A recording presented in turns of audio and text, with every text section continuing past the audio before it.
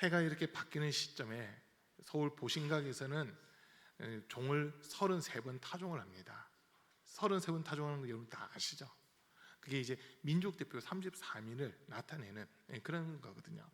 근데 일제 시대 때 우리가 가장 기다렸던 소식은 일제가 무조건 항복하면서 우리에게 자유를 주는 거였습니다.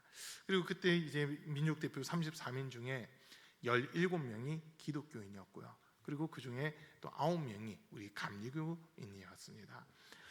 우리 감리교단이 1885년 아펜젤러 선교사님과 장로교 언더우드 선교사님이 1885년 4월 5일 부활절날 인천 제물포항에 들어오면서 복음이라고 하는 것이 이 땅에 전파되는 그런 계기를 맞이했던 것을 기억할 수 있습니다. 한국 교회는 나라와 민족을 위해 끊임없이 기도하는 그런 교회였고, 이 땅에 복음이 전파되면서 나라가 새로워지는 그런 모습들도 분명히 있었습니다. 많은 사람들에게 복음이 무엇이냐라고 묻는다면 많은 사람들이요, 좋은 소식, 기쁜 소식이라고 대답을 합니다. 그러나 복음에 대한 명확한 의미를 알지 못하고 살아가는 사람들이 너무나도 많이 있다고 하는 이런 것들을 우리가 또 보게 됩니다. 여러분들에게는 어떤 게 복음이신가요? 혹시 로또 1등 당첨되는 게 복음인가요? 아니면은 복권 당첨 이런 거 막 한 번쯤은 생각해 보시지 않으셨어요? 다들 그 생각 없으셨네요. 감사합니다. 로또에 당첨됐다고 어떤 사람들은 그게 복이다라고 생각하는 그런 사람들이 있어요. 또 어떤 분들은요, 내가 지금 큰 탈 없이 건강하게 지내고 있고 마음에 어떤 염려나 근심이 없으니까 그것 자체가 복이다라고 하면서 이 내가 건강한 거, 병에서 자유함을 얻고 치유를 받고 가난에서 자유함을 얻고 저주에서 자유함을 얻는 게 내게는 복음이다라고 이야기하는 사람들도 있습니다. 그리고 요즘에 저보다 이제 조금 밑에 세대들 이렇게 보면 결혼 정년기라고 하는 시기가 점점 늦어지고 있는 이런 모습들을 많이 보게 되잖아요. 지금 제 동기들 중에도 아직 장가를 못 간 동기도 있습니다. 포천에서 목회를 하고 있는 동기인데, 저희가 학교 다닐 때는 그 친구가 제일 먼저 장가 갈 줄 알았어요. 제일 먼저 장가 갈 줄 알았는데 지금까지 장가를 안 가고 한 번씩 이렇게 소식을 듣다 보면 이제는 포기를 했다고 그러더라고요. 그런데 그게 그 친구 목사님의 이야기만이 아니라 지금 우리 주변에서 보면 결혼 정년기로 한 시기를 늦추고 있는 그런 모습들을 많이 봐요. 이유가 뭐냐고 물어보면 대다수가 경제적인 부분을 가지고 이야기를 하더라고요. 결혼을 하면서 두 사람이 서로 이제 만들어가는 이 과정들이 있어야 되는데 먼저 다 만들어 놓고 결혼을 하려고 하는 이런 모습들도 없잖아 있다라고 하는 거거든요. 그러다 보니까 결혼 정년기가 점점 늦어지는데, 그 결혼 정년기 청년들을 자녀로 두고 있는 부모님들에게는 우리 자녀가 결혼할 사람이 있어 이제 결혼한대라고 하는 거, 이것도 참 기쁜 소식이 될 수 있어요.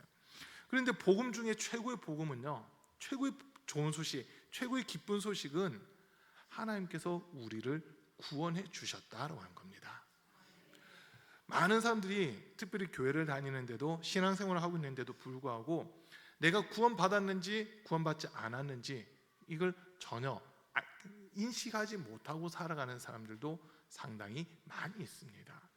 오늘 우리가 읽은 말씀, 이 앞에 기록되어 있는 걸 보시면 내가 복음을 부끄러워하지 아니하노니 이 복음은 믿는 자에게 구원을 주시는 하나님의 능력이다라고 이렇게 우리에게 소개를 하고 있습니다.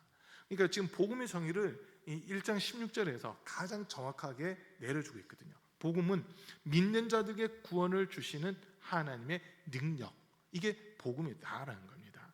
그러니까 세상의 것이 아니라 하나님이 주시는 그 복 또는 복된 소식이라고 하는 이 복음이라고 하는 것은 세상에 속한 것이 아니라 하나님에게 속해 있는 것들을 내가 들었다라고 하는 거거든요. 성경에서 보면 우리가 신약을 읽어보시면 신약 제일 앞에 나오는 네 권을 가리켜서 뭐라고 하는지 여러분 아세요? 복음서라고 이야기합니다. 복음서라고 얘기해요. 마태복음, 마가복음, 누가복음, 요한복음 네 개의 책을 우리가 복음서라고 이야기를 합니다. 그 특별히 마가복음 1장 1절에서 보면 하나님의 아들 주 예수 그리스도의 복음의 시작이다라고 이렇게 말씀이 시작되고 있어요. 또 마태복음 1장 1절에서는 아브라함과 다윗의 자손 예수 그리스도의 계보다라고 하면서 말씀이 시작되고 있습니다. 이 말씀들이 다 지금 누구를 나타내고 있느냐? 예수 그리스도를 나타내고 있다는 거거든요. 여러분, 최고의 복음은 예수 그리스도입니다. 하나님께서 우리를 구원하시는 방법이 예수 그리스도밖에 없다고 하는 거거든요. 많은 사람들이 예수님을 왜 믿냐고 물어보면요, 나는 믿으려고 안 했는데 내가 태어나서 보니까 부모님이 다 교회에서 열심히 충성하고 계시고 신앙생활하고 계시다 보니까 나도 모르게 그냥 교회에 이렇게 정착하게 되고 교회에서 신앙생활하면서 지금까지 왔습니다라고 대답하는 분들도 많이 계실 거예요. 우리 어르신들은 아마 그 당시 이제 젊으셨을 때 아니면 처음 예수님을 믿었을 때, 그때는 우리나라가 한창 가난했을 때였을 거예요.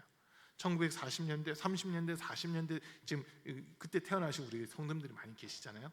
그리고 이분들은 참 대단하신 게 일제 시대를 거쳤어요. 또 6.25 전쟁도 거치셨어요. 보릿고개도 거치셨어요. 우리나라가 산업적으로 이제 일어나고 부흥하는 그 부흥기도 다 거쳐오신 분들이거든요. 이분들 같은 경우 지금 제가 이렇게 볼 때 우리 교회에서 연세가 가장 많다고 하는 분 상위 10분, 이분들을 놓고 보면요, 처음 교회 다니신 이유를 물어보면 교회 가면 미군이 남겨준 초콜릿 받을 수 있다, 스케치북 받을 수 있다, 이런 것 때문에 가신 분들도 계셨을 거예요. 그런 분들 많이 계실 거예요, 그죠? 그리고 또 어떤 분들은 교회 가니까 교회 가면 악기 같은 거, 이런 뭐 드럼이라든지 기타라든지 이런 악기를 배울 수 있다 해가지고 교회를 다니기 시작하신 분들도 있어요. 또 한때는 교회가 연애당이라고 이렇게 불리는 때도 있었거든요. 남학생들 같은 경우는 교회 가면 여학생들이 있다며 이것 때문에 교회를 나오는 사람들도 사실 있습니다. 김영모 선 그러신 건가요? 어떤 분들은 그런 이성 친구를 만나려고 교회를 나오는 사람들도 있어요. 그런데 중요한 거는 어떤 이유로 교회를 나왔든지 간에 그들이 복음을 듣는 순간, 주 예수 그리스도의 복음을 제대로 듣는 순간 삶의 목표, 삶의 방향이 달라진다라고 하는 거거든요. 제가 아는 목사님 중 한 분이 그런 얘기를 하시더라고요. 목사 된 게 너무 감사하다는 거예요. 마음껏 예수님 믿을 수 있죠. 마음껏 찬양할 수 있죠. 마음껏 성경을 읽을 수 있죠. 아무도 핍박을 안 해요. 세상 사람들은 이 예수 믿는다고 하는 것에 대해서 어리석다, 막 미련하다 이런 얘기하는데 목사 된 것이 너무 감사하다는 그 간증을 하시는 분도 이렇게 계시더라고요. 그 이야기를 듣는데 목사 된 게 감사한 걸까? 내가 구원받은 게 감사할 건가? 저는 이 질문이 주어졌었거든요. 제 속에는 진짜 감사한 거는 내가 구원받아 하나님의 자녀, 하나님의 백성이 되었다고 하는 거, 이것이 최고의 감사였습니다. 우리 성도님들은 어떠세요? 그냥 교회 나오는 거, 교회 나오는데 이제 소위 하나님을 또는 예수님을 알라딘의 요술램프에 갇혀 있는 지니처럼 생각하고 있지는 않으세요? 나의 필요를 채워주신 분, 내가 필요할 때마다 부르면 얼마든지 달려오고 얼마든지 응답해 주신 분. 예전에 그 TV 광고에 보니까 엄마 하고 부르면 어디선가 막 달려오시는 분 계셨잖아요. 전원주 분 아주머니라고. 어디선가 엄마 소리 들리면 도와주세요, 뭐 엄마 소리 이렇게 들리면 막 달려오는 그런 영상을 이렇게 본 적이 있었어요. 광고로 나온 거 본 적이 있었는데 그 광고 결론이 뭐였냐면요, 뭐 어떤 보험회사는 여러분과 늘 함께합니다, 이렇게 결론이 나오더라고요. 자, 사람들은요, 내가 중심이 돼 있다 보니까 하나님이 나를 위한 분, 나는 어떻게 살더라도 하나님은 내게 기도를 들어주시고 나를 지켜주시고 나를 보여주신다고 하는 이 마음들을 많이 가져요. 근데 사실 이게 거꾸로 돼 있거든요. 거꾸로예요. 하나님은 요술램프의 지니 같은 그런 존재가 아니라 이 세상을 창조하신 하나님이십니다. 이 세상을 창조하셨고 하나님의 그 형상대로 우리를 지으셨거든요. 사람을 통해 하나님이 하고자 하신 일들이 있어요. 찬송받고 영광받고 경배받고 싶은 그 일을 하고 싶으신데, 사람들은 하나님께 찬양하고 예배하고 경배 돌리는 것이 아니라 하나님을 이용하려고 하는 이런 부분들이 너무나도 많이 있다는 겁니다. 오늘 말씀 17절 말씀에서도 보면요, 복음에는 하나님의 의가 나타난다라고 이렇게 이야기를 합니다. 하나님의 의가 복음 속에서 나타난다라고 하는 거예요. 그럼 복음이 아까 말씀드렸잖아요. 16절 말씀에서 보면 복음은 믿는 자들에게 구원을 주시는 하나님의 능력이다라는 거거든요. 믿는 사람들을 구원한다. 구원이라는 이 단어에 지금 초점을 두고 있는 겁니다. 이 세상에 의인은 없나니 한 사람도 없다고 했고요. 모든 사람이 죄를 범하여 하나님의 영광에 이르지 못하였다라고 로마서에서는 우리에게 분명히 일러주고 있습니다. 그런데 하나님께서는 하나님의 형상대로 지음받은 사람들과 함께하고 싶으셔서 사람들과 하나님 사이를 단절하고 있는 이 죄의 문제를 해결할 방법을 찾고 계셨어요. 로마서 6장 23절에서는 죄의 값은 사망이요 하나님의 은사는 그리스도 예수 안에 있는 영생이니라라고 그렇게 우리에게 알려주시잖아요. 그리스도 예수 우리 주 안에 있는 생명, 영생, 이거 하나님이 우리에게 진짜 주고자 하시는 거거든요. 우리가 이 땅에서 단순히 부자 되는 거, 잘 사는 거, 질병 없이 지내는 거, 근심 걱정 없이 지내는 것이 하나님의 뜻이 아니라 진짜 하나님의 뜻은 영생이 있습니다. 아멘. 하나님은요, 저와 여러분들에게 영원한 생명 주기를 원하고 계시는 거거든요. 영원한 생명을 얻지 못하면 저와 여러분은 지옥밖에 없어요. 지옥을 성경에서 뭐라고 설명하냐면 꺼지지 않는 불못이라고 소개를 하고 있습니다. 꺼지지 않는 불못. 여러분 혹시 화상 입어보신 적이 있으세요? 화상 당하신 적? 제가 수련모 갈 때 일주일에 한 번씩 분당에서 강원도 횡성에 이렇게 왔다 갔다 했어요. 이제 교회에서 어떤 분이 땅을 기증해가지고 그곳에 교회 기도원을 세운다고 해가지고 거기를 매주 왔다 갔다 했거든요. 화요일마다 한 15분에서 20분 정도. 봉고차 2대를 이용해가지고 분당에서 둔내로 가요.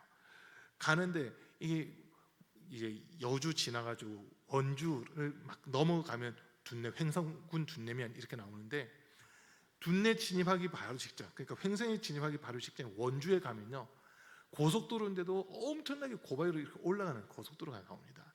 그러다가 이제 횡성 휴게소라고 해서 잠깐 쉬었다 가거든요. 횡성 휴게소에서 쉬었다 가요.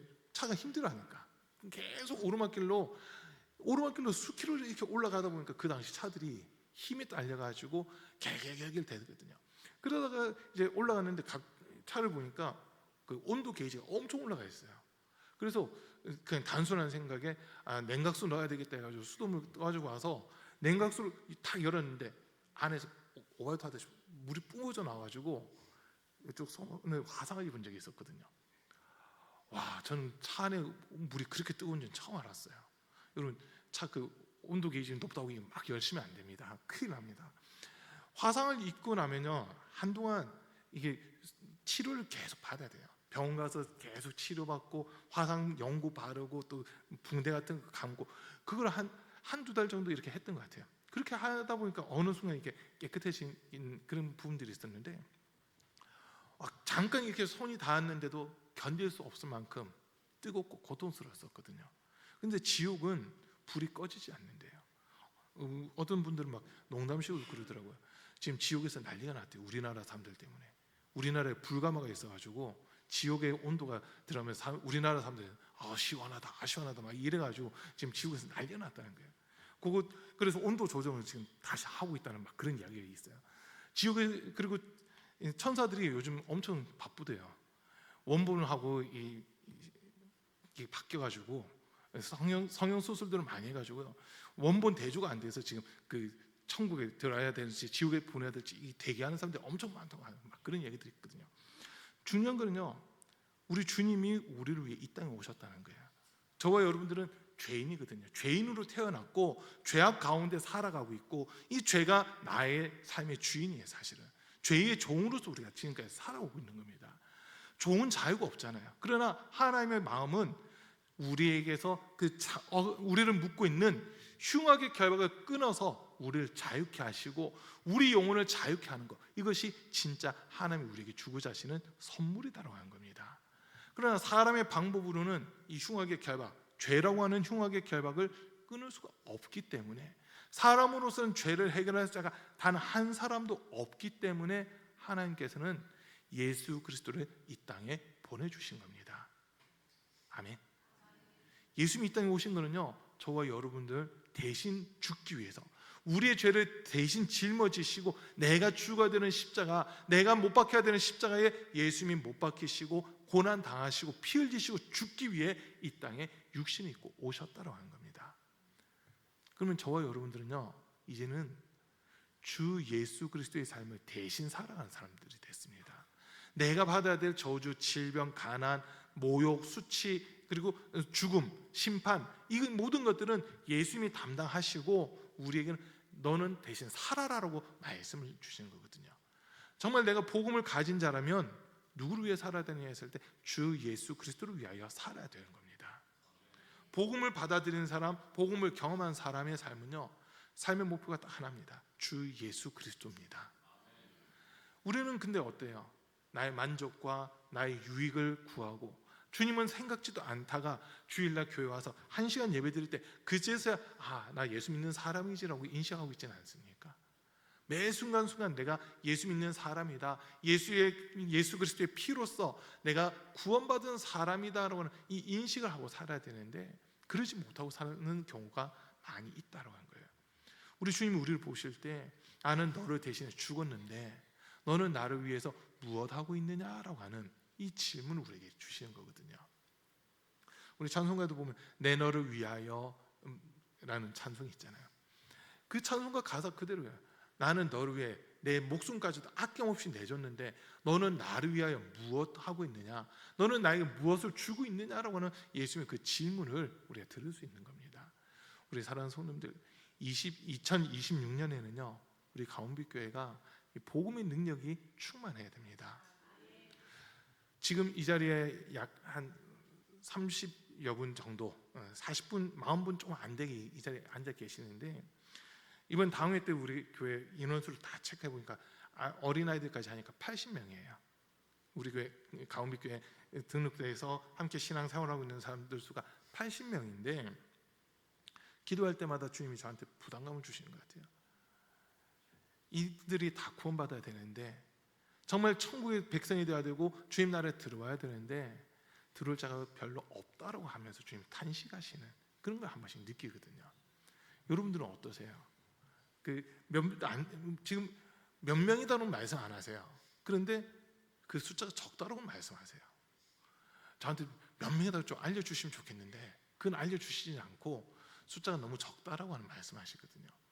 그러면 우리 가운빛교회 성도님들이 먼저 예수 그리스도를 온전히 영접하고 믿는 이 믿음을 가지셔야 되는 겁니다. 정말 주님의 은혜를 힘입고 주님의 은혜를 경험하는 이 모습들이 우리에게 있어야 된다고 하는 거거든요.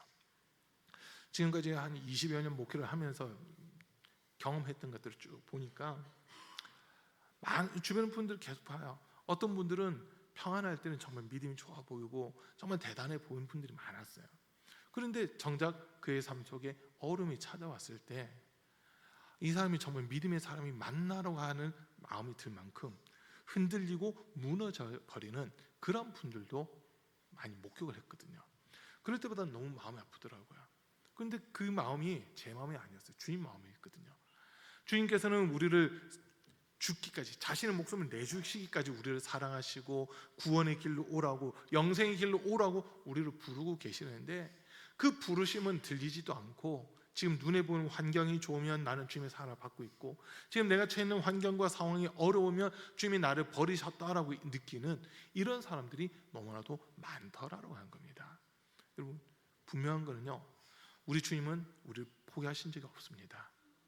우리 주님은 우리를 버리신 적이 없습니다. 우리 주님은 우리를 떠나신 적이 없어요. 우리 안에 계신 성령님께서 지금도 우리 안에서 탄식하고 계시고 근심하고 계신다는 거거든요. 그래서 지금 우리에게 말씀하시는 거예요. 우리 사랑하는 모든 성도님들이 구원을, 하나님이 믿는 자들을 베푸시는 그 구원의 능력, 이게 복음이라고 했는데 이 복음을 제대로 가져야 된다라는 이 말씀을 우리에게 주시는 겁니다. 바울을 보세요. 사도 바울은 예수님 믿는 사람들을 잡아서 감옥에 가두는 그 일을 했던 사람입니다. 다메섹이라는 곳으로 가다가, 다마스커스라고 우리 성경에 되어 있죠. 다메섹이라는 곳으로 가다가 빛으로 오신 예수님을 만나는데 음성은 딱 하나였습니다. 사울아 사울아 너는 어찌하여 나를 박해하느냐라고 하는 이 음성이었거든요. 이 당시 사울은 자기가 누구를 박해하고 있다는 생각 해본 적이 없습니다. 율법의 의로서 흠이 없는 자였고 율법을 지켜 행하려고 하다 보니까 예수 믿는 사람들을 감옥에 가두고 핍박하는 이 일을 자기가 감당해야 되는 거였다라고만 생각하고 있었던 거예요. 이게 하나님을 위한 거고 하나님이 기뻐하는 거다라고 생각을 했던 거죠. 그런데 정작 자기는 주님을 위해서 한다고 했던 그 일들이 주님을 위한 일이 아니라 주님을 박해하고 주님을 반대하고 주님의 반대편에 섰다라고 하는 것을 그 음성 한 번으로 깨닫게 되는 거거든요. 그러면서 자기가 그동안 자랑으로 여겼던 것들을 다 해로 여기고 배설물처럼 버려버린 겁니다. 그러면서 바울이 하는 고백이 뭐냐면 내가 살아도 주를 위하여 살고 죽어도 주를 위하여 죽는다. 먹든지 마시든지 무엇을 하든지 다 주의 영광을 위하여 하겠다고 하면서 복음을 전하는 이 일에 매진하는 그 모습을 보이는 겁니다. 사도행전 20장에서 이렇게 보면 바울이 이제 고별 설교를 하면서 하는 이야기가 있잖아요. 나의 달려갈 길을 마치려 하면은 복음을 전하는 이 일에 있어서 내 목숨까지도 아끼지 않았다라고 하는 그 고백을 하거든요. 주님을 만나기 전까지는 예수님을 만나기 전 정말 하나님의 그 복음이라고 하는 거, 하나님의 사랑을 경험하기 전까지는 자기의 의로 살았던 사람입니다. 그러나 예수 그리스도를 만나고 나서 보니까 진짜 의는 하나님이 인정하실 수밖에 없는 의는 예수 그리스도 안에 있다고 하는 거, 그걸 깨닫는 거거든요. 그러다 보니까 예수 그리스도를 위해서 살겠다, 또 더 나아가 예수 그리스도를 위해서 죽겠다, 때를 얻든지 못 얻든지 예수 그리스도를 전하겠다라고 하는 이런 삶의 각오를 가지게 되는 거였습니다. 2026년 우리 가운데교회 두 가지입니다. 하나는 우리가 예수 그리스도를 통한 구원의 기쁨, 구원의 감격을 먼저 회복해야 됩니다. 이거 확실히 믿어져야 되는 거예요. 올 한 해 우리가 여기에 힘쓰셔야 돼요. 정말 내가 구원의 기쁨이 있는지, 구원의 감격이 있는지, 구원에 대한 확신이 있는지, 이거를 올 한 해는 단단히 해 나가는 그런 해가 되어야 될 겁니다. 그리고 두 번째는요, 내가 받은 그 구원의 기쁨과 구원의 은혜를 주변 사람들에게 전하는 거예요. 주변 사람들에게 전하는 거예요. 속회 내에서도 이제 간증거리들이 있으면 간증을 하십시오. 특별히 기도했더니 이렇게 해주셨다, 이런 것도 좋지만은 구원의 기쁨, 구원의 감격, 이거를 간증으로 많이 전할 수 있기를 바랍니다. 믿지 않는 자들에게도 전하셔야 돼요. 그래야 진짜 구원받는 사람들이 더해지는 거거든요. 내가 믿지 않는데 예수님을 전한다, 불가능한 겁니다. 믿는 사람들만 예수님을 전할 수가 있다는 거거든요. 그래서 올 한 해 정말 우리 사랑하는 모든 성도님들의 삶 속에서 우리 주님, 예수님이 우리의 주인이시다는 것이 인정되고, 더 나아가 예수님이 십자가에서 흘리신 그 피로써, 예수님이 고난당하시고 피 흘리시고 죽임당하신 그 사건으로서 내가 신분이 바뀌었다는 것을 경험할 수 있는 그런 은혜가 있기를 간절히 축복합니다. 이거는 우리가 지식적으로 아는 게 아니라 하나님의 사랑 한 번은 경험해야 돼요. 인격적으로 주님을 만나면서 정말 예수님이 나를 위해 고난당하신 거, 피 흘리신 거, 이것이 정말 뼈저리게 믿어지는 그런 은혜가 있어야 되는 겁니다. 여러 번이 아니라 한 번이더라고요. 일생에 한 번 그 주님을 만날 수 있거든요. 한 번인데 그 한 번의 만남, 주님과의 인격적인 만남을 통해 우리의 삶은 완전히 변화되고 새로워질 수가 있다고 한 겁니다. 그래서 우리 사랑하는 손님들, 올 한 해는 정말 복음 중에 복음, 하나님이 우리를 사랑하시고 예수 그리스도를 통하여 우리에게 영원한 생명 주셨다고 한 것이 확실히 믿어지고 경험될 수 있는 그런 한 해가 될 수 있기를 주님으로 간절히 축복합니다.